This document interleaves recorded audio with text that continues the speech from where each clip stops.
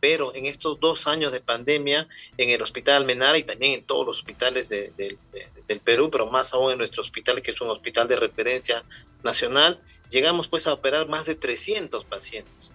Pacientes que no podían comer porque los alimentos pasaban a los pulmones, no podían respirar y no podían hablar. Y felizmente, gracias pues a los profesionales que trabajan en este hospital, logramos esos tres objetivos, pues que eran que el paciente pueda respirar por su vía natural, pueda hablar, porque no hablar es algo muy frustrante para los pacientes, e ingerir sus alimentos. Servicio de cirugía de tórax del Hospital Almenara. Doctor Palacios, ¿qué tal? Buenos días, bienvenido a Exitosa. Exitosa. Buenos días. Buenos días. Por favor, coméntenos cuántas operaciones se hicieron en el Almenara a raíz de este tema de la pandemia y las secuelas que ha generado en la tráquea, en el esófago, a muchos pacientes que terminaron siendo intubados en cuidados intensivos. Perfecto. Así como entendemos, pues el COVID dejó secuelas en todos los órganos, y especialmente en nuestra área, en la tráquea y el esófago. Nosotros pues acá tenemos pues el pulmón, aquí está la tráquea. Los pacientes que eran intubados, pues la tráquea se dañaba y los pacientes pues no podían respirar. Un grupo no podía respirar, se asfixiaban, muchos murieron. Y en otros pacientes la tráquea se comunicaba con el esófago, o sea, el conducto por el que respirábamos estaba comunicado por el que comíamos. Y estos pacientes al comer todos los alimentos pasaban a los pulmones. Muchos pacientes tenían muchas complicaciones. Entonces, estos problemas de la tráquea y el esófago que los intubaban, les salvaban la vida, pero podían dejar secuelas. Estas cirugías nosotras las veíamos pues al año, 2, 3 al año, pero en estos 2 años de pandemia, en el Hospital Almenara y también en todos los hospitales del Perú, pero más aún en nuestro hospital, que es un hospital de referencia nacional, llegamos pues a operar más de 300 pacientes. Pacientes que no podían comer porque los alimentos pasaban a los pulmones, no podían respirar y no podían hablar.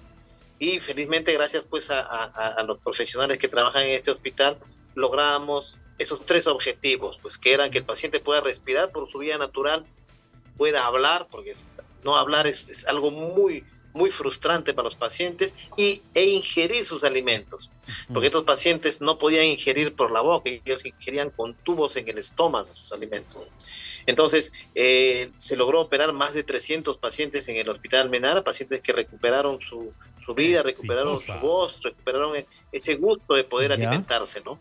Ya, pero doctor, estas operaciones se hicieron, entiendo yo, luego de que salieron bien librados del COVID-19, pero ¿al cuánto tiempo? ¿En cuánto tiempo un paciente que había sido intubado comienza a sentir esa manifestación ya de secuela propio de la condición en la que estaba en cuidados intensivos? ¿En cuánto tiempo comenzaba a tener problemas para respirar, para poder hablar o para poder ingerir esos alimentos? Perfecto. La mayoría de estos pacientes, luego de estar en UCI y haber salido de esta crisis de estar en UCI un mes, 2 meses, se iban a casa y como promedio 1 a 2 meses después empezaban a sentir progresivamente falta de aire. Estas molestias no se presentaban inmediatamente, apenas estaban en UCI, se presentaban después. Es por eso que estos pacientes, luego de haber pasado ese trauma de haber estado en UCI, salían vencedores del COVID. 1 mes a 2 meses después, poco a poco sentían las molestias de falta de aire, de que los alimentos se atoraban y hacían infecciones pulmonares, ¿no? Entonces estos pacientes generalmente salían de alta y 1, 2 meses después volvían con estas molestias para este tipo de cirugías, ¿no? Que eran cirugías, pues son cirugías muy complejas, ¿no? Pero ¿se puede dar la contracción de la tráquea, doctor, que le impide una respiración? Perfecto. Cuando los pacientes estaban intubados, obviamente el tubo salvaba la vida, pero siempre produce cierto daño en la tráquea. Ahora, cuando ocurre cualquier daño en cualquier tejido del cuerpo, por ejemplo, si uno se daña, yo me hago un corte en el brazo, obviamente se va a formar una cicatriz, pero esa cicatriz no se forma de un día para otro, toma su tiempo. Lo mismo ocurría en la tráquea. El paciente estaba intubado, salía el tubo endotraqueal había un daño en la tráquea, pero como ese proceso de cicatrización no se forma en 1 o 2 días, tarda pues semanas, inclusive meses, poco a poco se iba cerrando, se formaba una cicatriz y la vía aérea se cerraba progresivamente, llegando inclusive muchos pacientes a llegar a la emergencia y fallecer, ¿no? Por este tipo de problemas. O sea, es un proceso que se da de forma recurrente en aquellos que han sido intubados. Así es. Entonces, todo paciente que ha sido intubado en forma prolongada, siempre si después del alta, este paciente tiene sensación de dificultad progresiva de falta de aire, hay que sospechar que tenga un problema de estenosis traqueal, se llama, o sea, estrechez de la tráquea. ¿Y qué intervención se hizo en aquellos que comenzaban a perder la voz? Aquellos que no podían comunicarse, que también hacen un efecto ya posterior en el proceso ya de recuperación. Recuperación que pareciera ser terminó empeorando la situación fuera del COVID.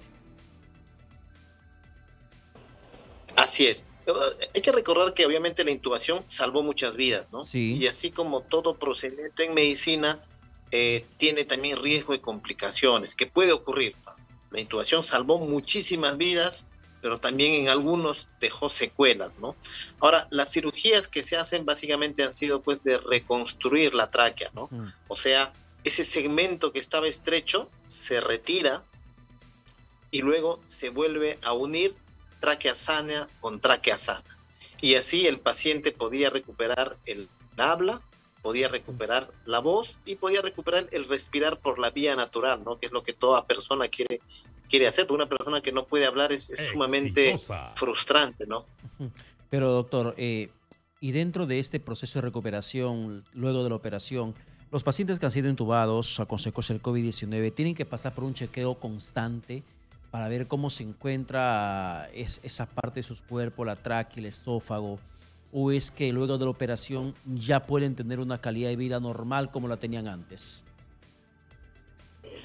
Perfecto. Los pacientes que desarrollaron este tipo de problemas en la tráquea y el esófago, luego de operados, obviamente tienen un proceso de control, controles rutinarios por nosotros como cirujanos, controles rutinarios por el neumólogo, controles que son necesarios hasta darle la alta definitiva. Generalmente a un paciente operado de una tráquea o de un esófago, el alta definitiva se da casi a los 6 meses luego de haber sido operado, ¿no? Cuando ya estamos completamente seguros de que no ha tenido una complicación o no ha tenido una recaída, ¿no?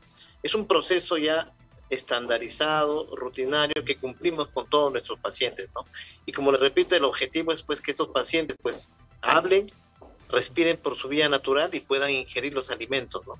Si yo he sido intubado, ¿yo tengo que pasar por un chequeo periódico?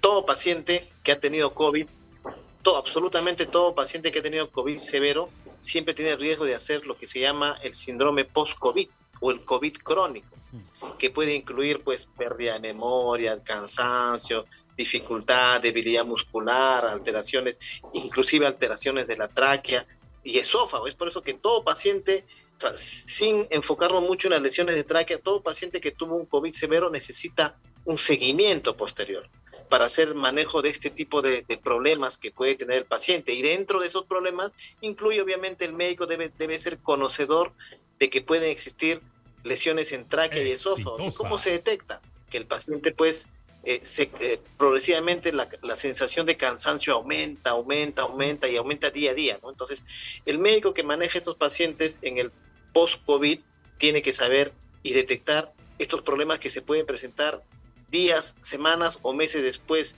de que el paciente fue dado de alta, ¿no? Bien. O sea, todo paciente post-COVID tiene que tener sus controles. Doctor, doctor, para terminar, entendemos que se han desarrollado 300 cirugías de reconstrucción de tráquea y esófago a pacientes con secuelas severas de COVID, pero ¿hay alguna lista pendiente de pacientes que esperan ser operados por esos mismos problemas?